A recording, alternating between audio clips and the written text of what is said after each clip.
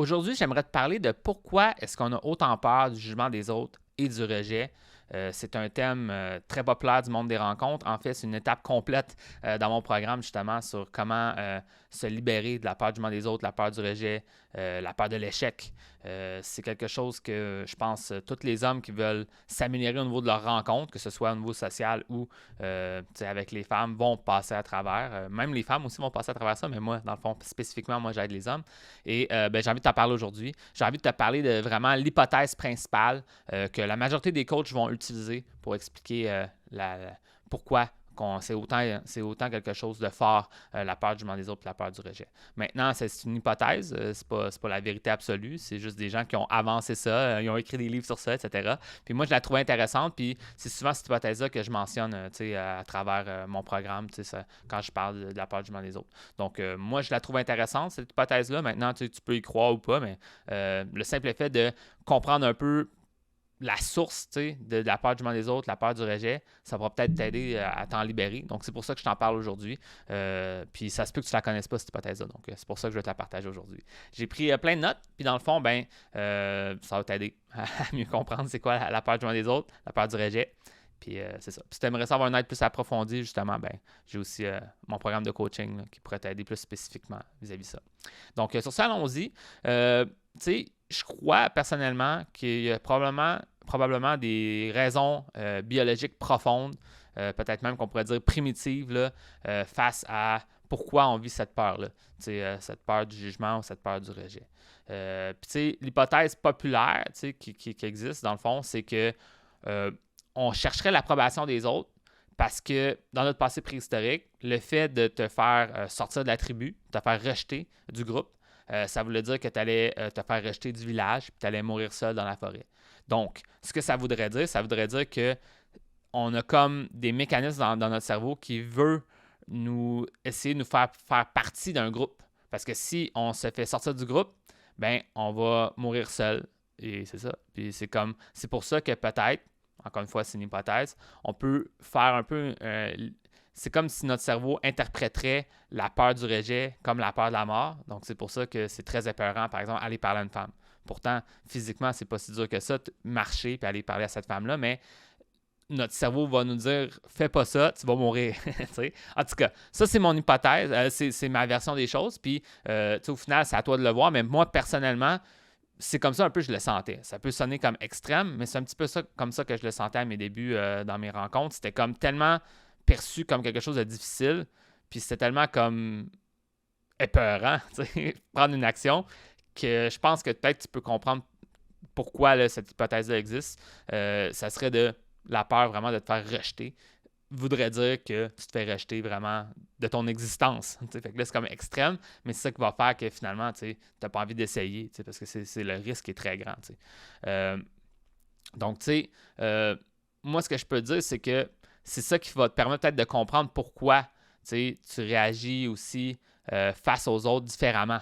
Parce que si tu considères quelqu'un de ton groupe, ça va être plus important, son opinion, Puis si tu considères quelqu'un que son opinion dépend de ton groupe ou que tu n'as pas envie de faire partie de son groupe, tu ne vas pas autant considérer son opinion. L'exemple un peu extrême, imagine qu'il y a un mendiant dans la rue, je ne veux pas parler contre le mendiant, mais je veux dire qu'il y a un mendiant dans la rue, puis il te fait un commentaire négatif, tu te fais une insulte, puis tu n'as rien fait, tu vas juste faire comme, OK, oui, ça m'affecte un peu, mais OK, tu vas marcher, tu vas passer à autre chose, tu ne vas pas y penser pendant des mois, Pourtant, dans d'autres situations, disons, tu as tes parents qui te font un commentaire, mais ça se peut que ça t'affecte pendant des années. Peut-être que tu as eu un commentaire de tes parents quand tu avais 11-12 ans. Là, je ne vais pas aller dans un truc psychologique, là, mais ça reste que tu peux avoir certains moments où est-ce que tu as eu un commentaire et ça t'a marqué pour des années à venir. Puis pourquoi ça t'a marqué?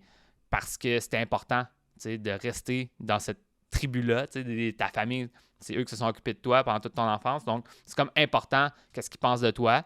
Puis au final, t'es comme pris par vraiment suivre leur jugement ou etc. Ton interprétation de ce qu'ils ont dit en plus, là, c'est peut-être pas exactement la vérité. Des fois, il y a des gens, ils disent des choses pour bien faire, mais toi, tu l'interprètes différemment. En tout cas, tout ça pour dire que c'est pour ça que c'est important pour toi, qu'est-ce qu'ils pensent de toi, Puis une autre affaire, c'est ça.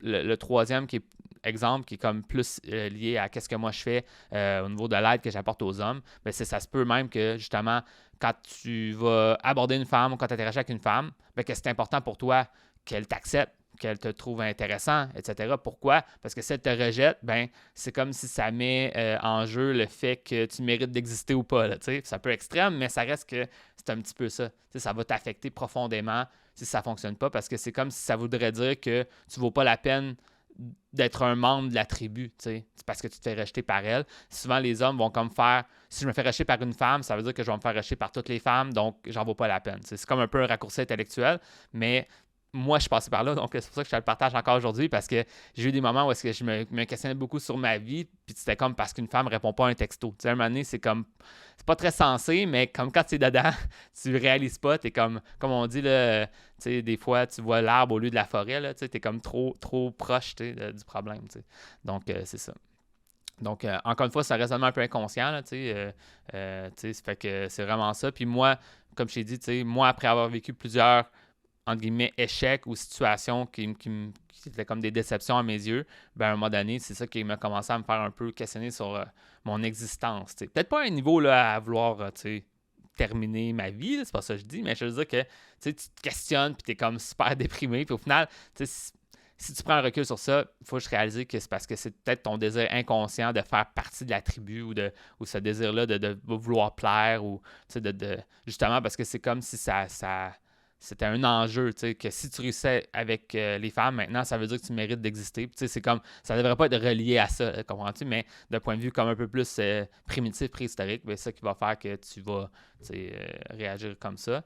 Puis, une autre affaire que je peux te dire, ben, c'est, si on revient aux exemples, tu sais, c'était utile par le passé, ce concept-là de la tribu, mais maintenant, c'est plus autant utile, tu sais. Si on revient vraiment concrètement, tu sais. Exemple, tes parents, même si tes parents, ils te rejettent complètement. À un certain niveau, ils te disent, mot pour mot, ils veulent plus de toi dans leur vie, exemple. Ça, c'est extrême, puis moi, je te souhaite pas ça du tout, là. Mais si ça t'est déjà arrivé ou si ça t'arrive, au final, tu vas encore exister, là. Si tu es un adulte en ce moment, tu es indépendant de tes parents et tu peux survivre sans l'aide de tes parents. T'sais. Ça veut dire qu'au final, même si quelqu'un te renvoie de leur tribu, tu peux trouver un autre endroit ailleurs pour vivre puis t'auto-souvenir. Avant, c'était pas possible, mais maintenant, c'est possible. Donc là, oui, c'est triste, là. Je pense que c'est important possiblement avoir des bonnes relations avec ses parents, mais en même temps, dis-toi que peu importe ce qui arrive, tu peux continuer à exister là, sans l'aide de tes parents. T'sais. Une autre affaire, ben, c'est peut-être au niveau de l'emploi. Je ne t'avais pas donné d'exemple d'emploi tantôt, mais je n'avais donné un dans mon texte, j'ai oublié de te donner. Mais tu sais, parfois, tu peux te faire donner des commentaires au travail, puis là, tu as peur, par exemple, de te faire renvoyer. Puis ça veut dire que tu vas perdre ton emploi. Ça va aussi dire que c'est ça, tu te fais sortir d'une tribu aussi. Fait que là, c'est comme super, tu as peur de ça. T'sais. Mais au final, dis-toi que c'est pas un commentaire qui va faire que tu vas perdre ton emploi. Puis au final, même si tu perds ton emploi, tu pourras en trouver un autre. Là, souvent, on a très peur de la perte. Puis au final, oui, je pense qu'il faut faire des bonnes actions, il faut faire le mieux que tu peux au travail, il faut que tu aies des bonnes relations avec les autres, mais si c'était inévitable que tu te fais renvoyer, ben tu vas te faire renvoyer, puis après tu vas trouver un autre emploi. Comme à un moment donné, c'est comme, il faut juste arrêter là, d'aller dans l'espèce de concept extrême où est-ce que ta vie est terminée. Puis ça, il y a des gens, malheureusement, on voit des hommes, justement, là, je ne vais pas utiliser des mots pour ne pas me faire démonétiser, mais ils vont aller dans des actions extrêmes juste parce qu'ils ont perdu leur emploi. Mais au final, ton emploi, c'est pas qui tu es, c'est juste quelque chose que tu fais. Puis c'est possible de te réinventer, de te rebâtir, de trouver un autre emploi dans un truc connexe ou aller retourner aux études pour faire un autre emploi. Mais peu importe ce que tu veux faire, comme la vie n'est pas terminée parce que tu perds ton emploi. Mais des fois, les gens, ils vont vraiment associer ça à j'ai perdu mon emploi, donc j'ai perdu mon statut social, j'ai perdu ma place en société, j'ai perdu ma raison de vivre. C'est comme, là, calme-toi, là, tu peux retrouver un autre emploi premièrement ou tu peux faire autre chose. C'est pas ça qui te définit. T'sais. Puis une autre affaire, ben, dans le fond, c'est relié aux rencontres. Dans le fond, si tu abordes une femme en soirée et elle n'est pas tant réceptive à toi, la plupart des gens vont même pas avoir remarqué, premièrement. Donc, c'est pas comme si tu faisais rejeter du groupe complet. C'est juste une femme qui est moins intéressée à toi, qui est moins réceptive. Puis, tu sais, aussi, tu risques pas tant, justement, de te faire sortir de la tribu. T'sais. Puis ça, c'est quelque chose que j'ai remarqué. Il y a des gens qui ont moins d'expérience dans le monde des rencontres. Des fois, ils me posent des questions pour exemple, si je suis en soirée, puis j'aborde une femme qui est avec un gars, est-ce que le gars va me battre? J'ai peur que le gars me batte. Puis c'est vraiment une peur inconsciente parce que je pense pas que ça arrive. T'sais. Et puis, moi, j'ai fait des centaines de fois aborder des gens en soirée, que ce soit des hommes et des femmes. Puis, ça m'est arrivé une fois que j'abordais une femme, puis que l'homme est venu comme s'interposer pour me dire que je devais pas parler parce que c'est sa copine, etc. Puis c'était comme, oui, il était un petit peu en confrontation, mais j'ai dit, OK, c'est all good, bonne soirée, puis je suis parti. Donc, au final, tu sais, cette peur-là de je parle à quelqu'un, puis là, je vais recevoir genre un coup au visage, sorti de nulle part, etc., c'est vraiment une peur inconsciente qui est encore reliée peut-être à quelque chose de primitif que dans le temps, il y avait cette espèce de jalousie-là de si tu voles la femme d'un autre homme, l'autre homme va venir te battre, etc. C'est comme totalement irrationnel. Encore une fois, c'est un peu relié à ce principe-là d'avoir peur de te faire sortir de la tribu, de ne pas avoir fait quelque chose de correct. T'sais. Puis même chose aussi, des fois, des hommes, ils veulent aborder des femmes en soirée, puis ils ont peur que le bouncer, la sécurité à l'intérieur de l'endroit te remarque, puis te sorte, etc. Puis c'est comme, c'est encore une fois un peu plus irrationnel que d'autres choses. Au final, si tu te présentes bien, tu fais le mieux que tu peux.